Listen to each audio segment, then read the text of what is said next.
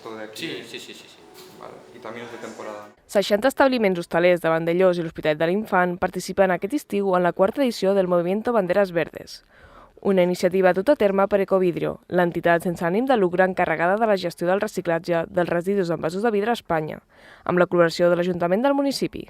Entonces lo que realizamos es una encuesta muy sencilla, de buena fe, en la que hay unas preguntas para encontrar el Horeca, que son los hoteles, restaurantes y cafeterías más sostenibles de la costa catalana. Entonces con esta encuesta se entra y participa en un concurso y en el cual hay pues, 2 ganadores que ganarían la pegatina Bandera Verde de 2023, que pondrían en su establecimiento, y también sería una campaña de difusión y promoción por redes sociales por nuestra parte. El Movimiento Banderes Verdes preveu accions per donar resposta al notable increment de la generació de residus d'envasos de vidre en zones costeres ocasionat pel turisme estival, ja que es consumeixen 1/3 dels envasos de vidre que es posen en circulació i prop del 50% dels residus d'envasos de vidre d'un sol ús que hi ha al mercat són generats pel sector hostaler.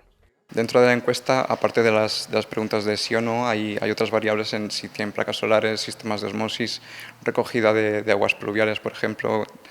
Entonces todo esto al final pasa el filtro de sí o no, y luego hay una revisión manual de todos estos datos que añadimos nosotros manualmente, y entonces quien acumule pues las más medidas sostenibles y tenga el establecimiento que menos consuma, ¿no?, a nivel energético, pues es el que ganaría el premio.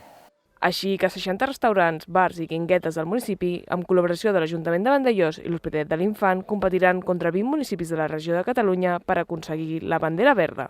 ¿De sostenibilidad no tenéis? ¿Algún tríptico con las actividades?